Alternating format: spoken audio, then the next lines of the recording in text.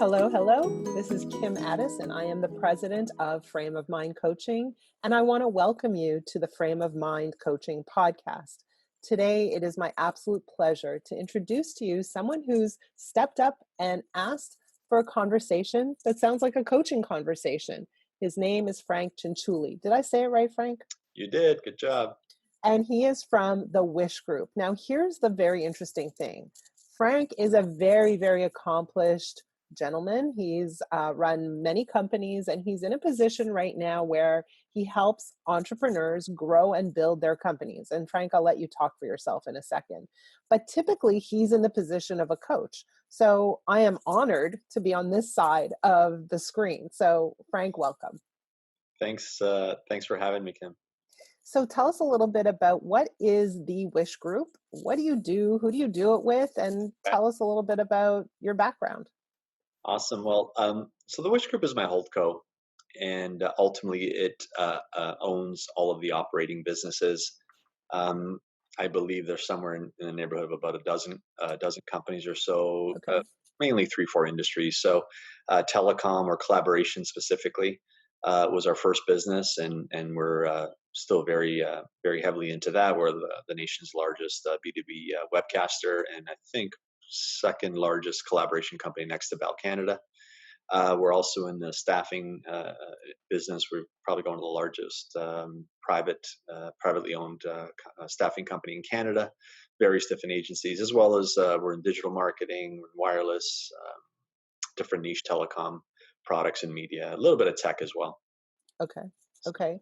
And are these all owned by you, or are they co-owned? How does that work? No, so yeah, so how we work the business model is obviously the Wish Group's the holdco, and then we've got a lot of centralized services in there, so finance, operations, IT, um, marketing. Although now we own our own agencies, but ultimately we've either made investments or co-founded, or just we own the businesses and given management equity. So it's a combination of all those things. But I wouldn't call ourselves a VC. I wouldn't even call it an incubator. We just like to operate businesses. We just happen to like when the president and or management teams are partners and owners with us. Okay. So So we kind of came together, and you said, "Yeah, I have a little bit of a challenge. Do you want to describe what it is that you're experiencing?" well, I mean, the nature of what I do is that I'm I wouldn't call it overseeing or managing necessarily, but I like to use the word coaching. Even though my operators are very strong and been with me or working with me for some as much as almost 20 years, these are proven operators. So a lot of times it's not so much a coach; it's just a sounding board or maybe a Hmm. psychiatrist sometimes, because they're the ones who operate. They're inside the business still. I'm away often. I'm a snowbird. I live in Miami 6 months of the year, so I'm really only physically in a location where I might go into an office 3 to 4 months out of the year. Hmm. So they have a lot of space and room to grow. The difference, though, from when I was operating a company and I had a management team um, versus actually coaching or managing the actual entrepreneur or business operator, the actual president, is totally different. Leading leaders, especially leading entrepreneurs, is a completely different skill set from my perspectives, and it presents a different level of challenges because you have to respect the fact that they're the ones in the trenches doing the work. So there's only so much coaching I can do when I'm laying on the beach, and they're in the front lines of battle. It's there's some nuances there make it challenging at times, but it's exciting. So what are some of the places where you get stuck or kind of like a little bit trapped in coaching leaders? Or what are some of the challenges they have that you're like, how do I move these guys forward or these women forward? Yeah. So I think when I obviously am not intimate in the operations of the business as much as they are. They're in the thick of things. So oftentimes I find my coaching can be just, I wouldn't say generic or or something that they would get from just maybe an outsider or third party coach, but there really is only so deep I can go at times. So I think I have to just understand where I draw the line between giving them direct feedback on how I think they should handle something versus really just listening maybe. maybe they know the answer. Okay. Okay. So you're actually in my sweet spot. So I'm super excited to be having this conversation. Good, good. And I want to start off with a little bit of a story. I have a very good friend who grew his business, sold it, did fantastic for Yeah. himself.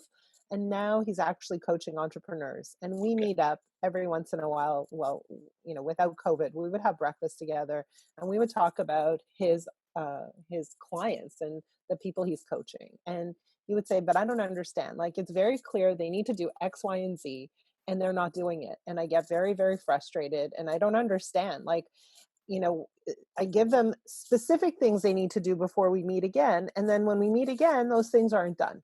Mhm. And he said, and I really, really get frustrated. Like, I'm not even sure if this coaching thing is for me. Right. And I, like, in essence, I just wish they would do what I tell them to do. And because I know it's going to work. I have the Yeah. experience, I have the background. And literally we sat down with a piece of paper and a pen. And I said, let me explain to you what's actually at play here. And so he- entrepreneurs by their very nature are kind of lone rangers in their DNA, right? So Yeah. like, and that works for them and against them. And what I mean by that is they have great ideas, they are motivated, they are inspired, they're hardworking, they put in the time, they put in the hours, they roll up their sleeves, etc. But for every leader experiences at one point in their lives a bottleneck or a barrier. And Mhm. that has nothing to do with the actions they are supposed to take. It has to do with their thinking and their beliefs. And that is the thing that prevents them from executing. That is the thing that gets in their way. Mhm. And as coaches, that's the place we need to go to. Mhm. So very often we can give instruction and we don't understand why they're not executing. Yeah. And the reason they're not executing is because they have a dialogue in their heads, consciously or unconsciously, that says, I don't have enough time, this isn't my priority, I Mhm. have fires I need to put out, all that chatter, all those other reasons, let's call them even excuses, Yeah. right? Those are the things that are interfering with their ability to really hear you and put your ideas or your recommendations, your guidance into action. Mhm.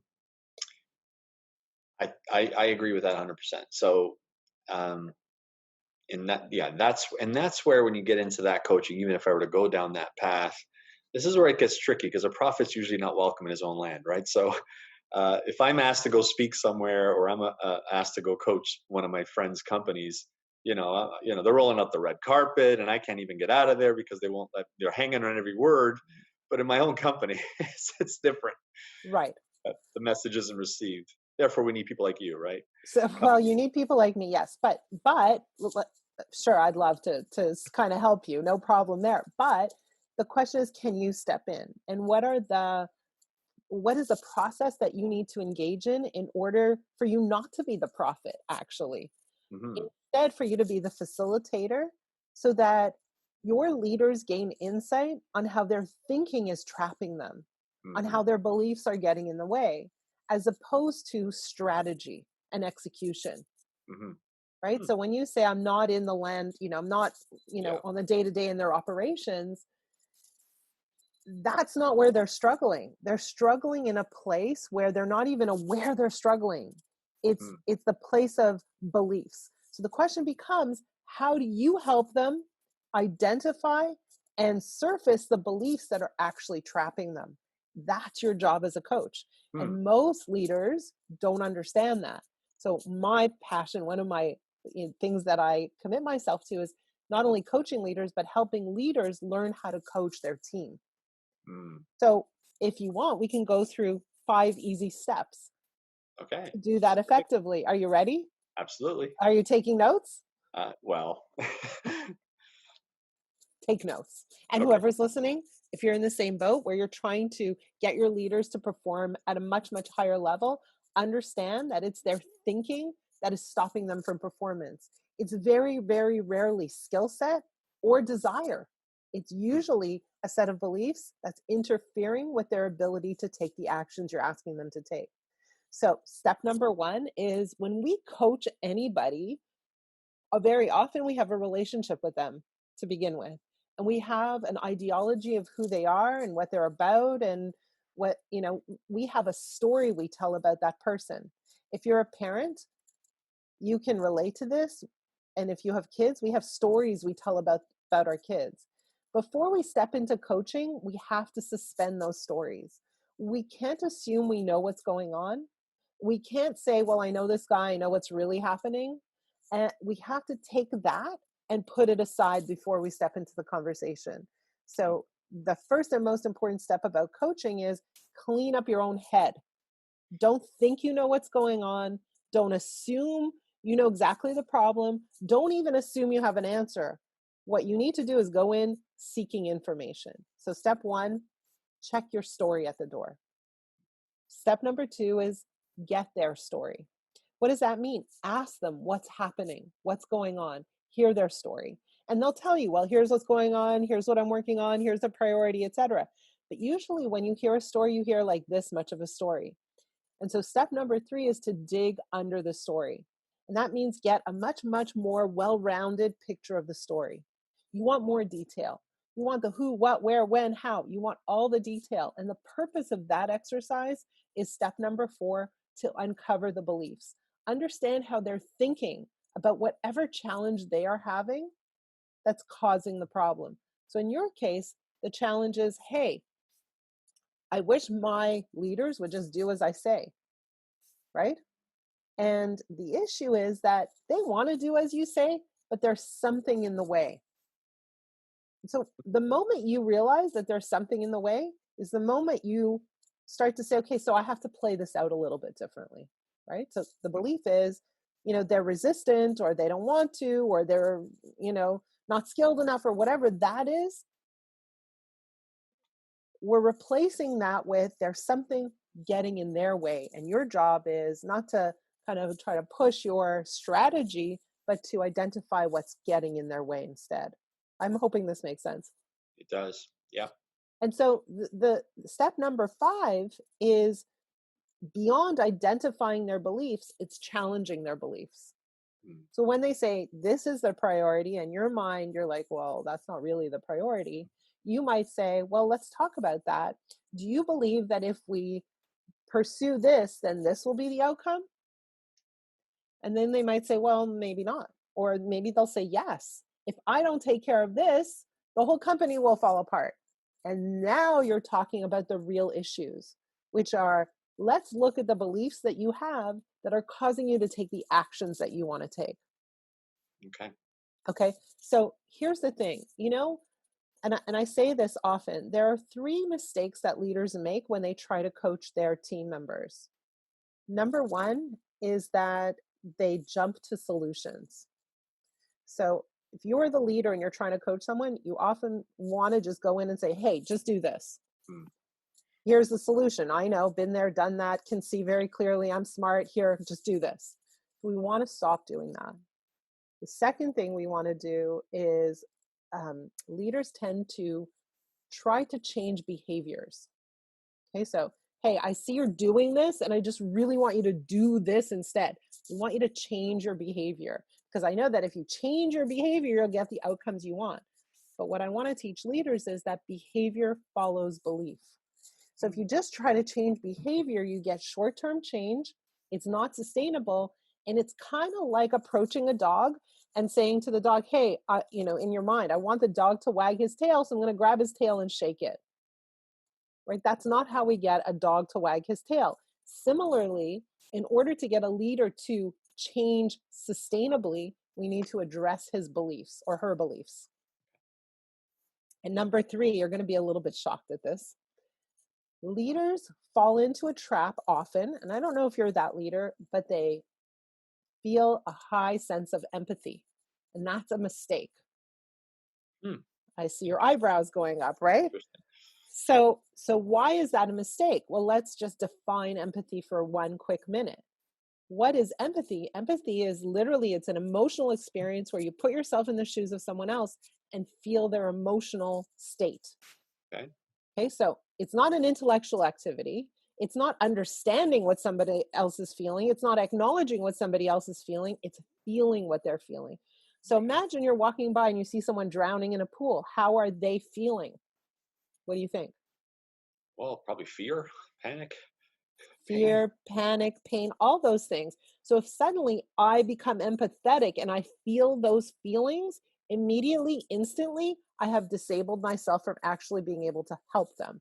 What I've effectively done is I've jumped in the pool and started drowning right beside them.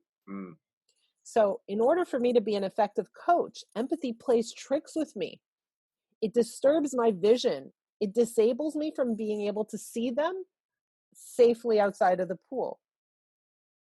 So, okay. what I need to do is notice they're drowning, have a high level of compassion, but I need to be able to stand safely on the side of the pool and strongly lean in and pull them out Mm, without getting distracted. Distracted by their drowning. okay. Does that Interesting. make sense? Does. So, I know I'm throwing a lot at you here. I want to pause. Any reactions, reflections? Have I redirected your coaching at all? Yeah, no, it's interesting because you reminded me of some work I've done in the past, but it's like I've never actually applied it to my coaching, which is interesting. So that, yeah, it makes a lot of sense, obviously. So very often we see people like you who are high achievers who have accomplished a lot, Yeah. and they like speed. They want to move quickly and they skip all this stuff, the underlying stuff. Yeah. When you say I'm at the beach and I can't go deep, Yeah. I would challenge that. You No, you're can right. absolutely go deep 'Cause even I'm if getting you're at the lazy with the beach. process too. Yes. Yeah. So, any questions? No, but that was just a really good reminder because it's, I mean, I think things that you've mentioned are not things I haven't learned in the past, but good refresher because that's like, oh man, missing that step, important step. Because Yes. now I'm getting now obviously I'm reliving some experiences, thinking, oh man, if I would have tweaked my approach, I might have got a much different outcome. So, two things. Number one is you said, maybe I should just listen more. And yeah, that's a good thing, but listen with the intention of understanding the beliefs that are getting in someone's way, Yeah. right? And ask questions, like spend time on that. So let me ask you a question because Yeah. I think from I wouldn't say I'm not doing any of this like because I do realize that okay I'm trying to change the behavior but I do realize the belief system's wrong and maybe and so I always feel or I maybe get defensive because it's like okay maybe other serial entrepreneurs that have been very successful but I'm the one you're working with and I know that this works and I also work with other entrepreneurs and I'm part of entrepreneur anyway so I get defensive with them or so I think my attempts at changing their belief system are met with resistance. Maybe can you give me a tip on how you work through a process of changing someone's belief system? Yes. So, one of the things that we want to do first is identify their beliefs. Like, so you need to pull it out. And how we pull it out is we say, hey, do you believe that some of your leaders are resistant to your ideas? And I'm Correct. asking you, right? Yeah. So I just threw out a belief, I put it on the table, and it's up to you to say yes or no. Okay? So Okay. that's your job as a coach. Is hey, is this what you believe? Okay. Okay. So then I might ask them other questions. So why did they partner up with you? Like why did they buy into this Yeah. arrangement? And we might kind of like push back on the belief that they don't want to hear you, Hmm. right? So we might challenge that. But more than that, we might want to say, "Hey, what's your goal for these leaders?" Hmm. And that belief doesn't match with your goal. So Yeah. your goal for them is to be independent, to make great Yeah. decisions, to fail and Yeah. get back up, and on and on and on, and to really be their partners. So when you get aggravated that they're independent and they're making decisions on their own and they're not doing what you say, right? That doesn't match with your goals. And so we might say, so how is it that we can achieve your goals when you realize that your behaviors and beliefs don't match with the outcome you're looking for? And Hmm. then they're like, wow, that's Yeah. true, right? It doesn't match. I think another challenge I'm facing, and this is kind of helping me realize, is that, I really shouldn't be looking to try and create other me's or other Franks necessarily. I want to create the success, but I don't necessarily want a bunch of Franks. That would be a nightmare, actually. Yes. But um, but maybe some of their independent mindedness is another Frank. yeah, exactly.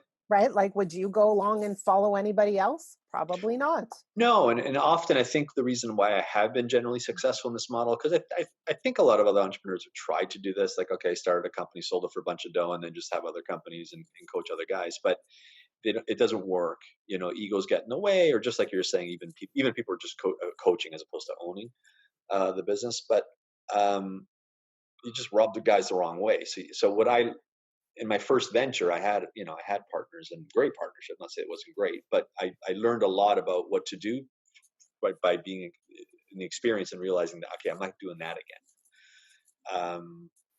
Yeah, So and that has to be because I part of the realized that process. the guy or the person who's in the front lines doing all the physical labor, you got to be careful how you motivate that person. Yes, and you can't motivate anybody. No, They need no, to be exactly. motivated Make sure you internally. don't just get out of the way. Don't demotivate. Yes, and I will throw one more thing, and it's not a mistake that leaders make, but it's a thing where leaders often aren't very skilled at it, and they need a great deal of practice.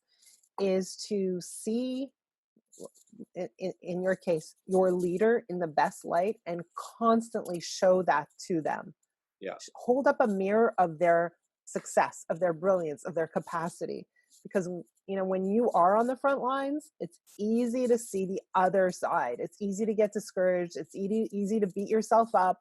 yeah. It's easy to feel self-doubt. It's easy to do all that. And when there's somebody else beating you up saying, hey, you're not doing what I tell you to do, that gets even darker, Hmm. right? So when their light is dim, you need to shine the light and say, hey, look at yourself. You're capable. You're great, Hmm.